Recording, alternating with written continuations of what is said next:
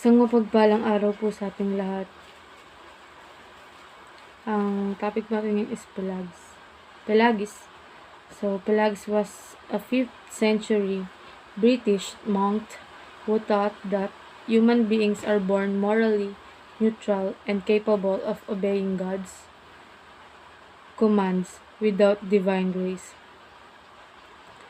His teachings, later known as Pelagianism, denied original sin and claimed that people can take the first and most important steps forward salvations by their own willpower.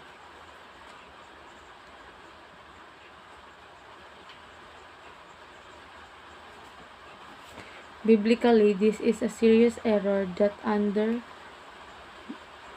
the gospel. Scripture clearly teaches that we are spiritually dead apart from God's grace and that salvation is entirely a work of God from beginning to end.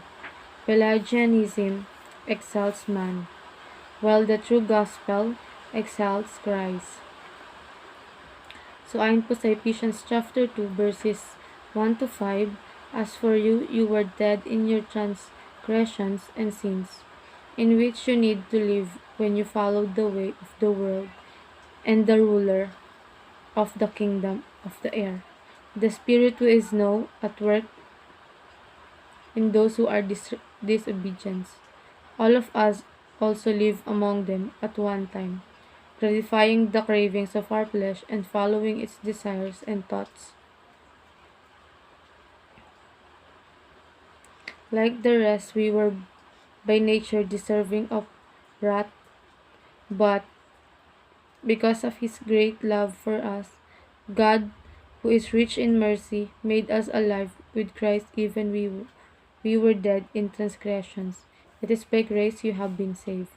So ayon po sa ating katuruan, Pelagianism denies reality of original sin and human depravity. So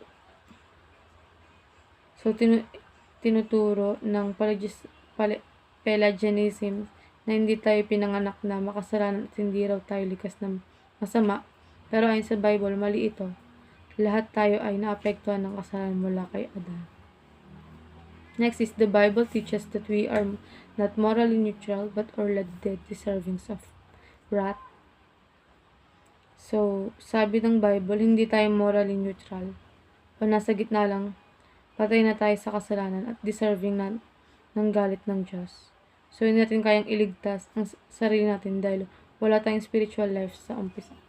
So, kumbaga tayo daw talaga yung kalaban ng Diyos. Ayun yung sabi. And salvation is not initiated by man's will, but by God's will and sovereign mercy. So, ang kaligtasan ay hindi nagsisimula sa kagustuhan ng tao kundi sa kagustuhan at habag ng Diyos. Siya ang unang kumilos para tayo maligtas dahil sa kanyang biyaya, hindi dahil sa ating gawa. So, para naman po sa ating applications, sinasabi po ito na reject any mindset that trusts in your own strength or goodness for salvations. And next po is rely completely on God's grace from God from start to finish for salvations. And last is proclaim a gospel that glorify God's grace, not human effort. And ayun lang po, maraming salamat.